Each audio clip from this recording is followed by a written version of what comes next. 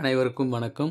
நம்மளுடைய modern survey இன் Tamil YouTube சேனலில் வேலைவாய்ப்பு சம்பந்தமாக வெளிவரக்கூடிய அனைத்து அறிவிப்புகளையும் நம்ம முறையாக அப்லோட் பண்ணிட்டே இருக்கோம்.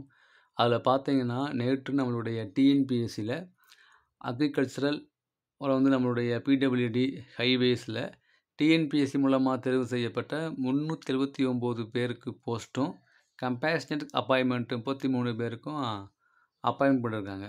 ஓகேங்களா? இது குறித்து வெளியான அறிவிப்பு தான் இது.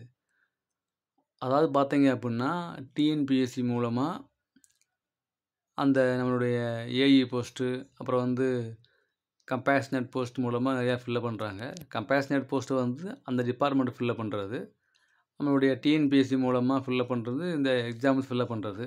அதில் பார்த்தீங்கன்னா, அசிஸ்டன்ட் அக்ரிகல்ச்சர் ஆஃபீஸர் போஸ்ட்டுக்கு 169 பேருக்கும், அப்புறம் junior assistant, labour assistant, typist, அப்புறம் வாட்ச்மேன் ஆகிய போஸ்ட்டுக்கு 33 கம்பேஷனட் போஸ்ட்டும் நேற்று அப்பாயின்மெண்ட் பண்ணியிருக்காங்க. இது எல்லாத்துக்குமே நம்ம சிஎம் தராதனால அவங்களுக்கு தரக்கூடிய விதமாக ஒரு 10 பேர்த்துக்கு அவங்க கொடுத்துருக்காங்க. அப்போ பார்த்தீங்க அப்படின்னா, டிஎன்பிஎஸ்சியில் தேர்வு செய்யப்பட்ட ஹைவேஸில் உள்ள ஏஇ அவங்களுக்கும் போஸ்டிங் போட்டிருக்காங்க. ஓகேங்களா? ஹைவேஸில் தேர்வு செய்யப்பட்ட 45 ஏஇ போஸ்ட்டுக்கும், பிடபிள்யூடியில் தேர்வு செய்யப்பட்ட ஏஇ சிவில், ஏஇ எலக்ட்ரிக்கல் அதில் 165 பேர்த்துக்கும் நம்ம சிஎம் அப்பாயின்மெண்ட் கொடுத்துருக்காரு. அப்போ அப்பாயின்மெண்ட் ஆர்டர் இப்போ பார்த்தீங்கன்னா ரீசெண்டாக பார்த்தீங்கன்னா நிறையா தராங்க அப்பாயின்மெண்ட்டு. இப்போ தான் நமக்குடைய எம்ஏஎம்எஸில் சிஎம் ஆர்டர் கொடுத்தாங்க. நேற்று நம்ம ரோடு இன்ஸ்பெக்டர் கொடுத்தாங்க. இப்போ நீங்கள் பார்க்குறது முந்தா நேற்று கொடுத்தது. ஸோ அந்த மாதிரி வரிசையாக வந்துட்டே இருக்குது இல்லைங்களா? ஸோ அப்பாயின்மெண்ட் ஆர்டர் வழங்கக்கூடியது அதிகமாக வந்துட்டே இருக்குது. டிஎன்பிஎஸ்சி கொஞ்சம் ஃபஸ்ட்டு மாதிரிலாம் கொஞ்சம் ஃபாஸ்ட்டாக மூவ் பண்ணி எக்ஸாம் முடிச்சு செட்லாம் முடிச்சு கொண்டு வராங்க. ஸோ இதெல்லாம் பார்க்கும்போது டிஎன்பிஎஸ்சியில் ஒரு நம்பகத்தன்மை அதிகமாகும் அப்படின்னு நினைக்கிறாங்க.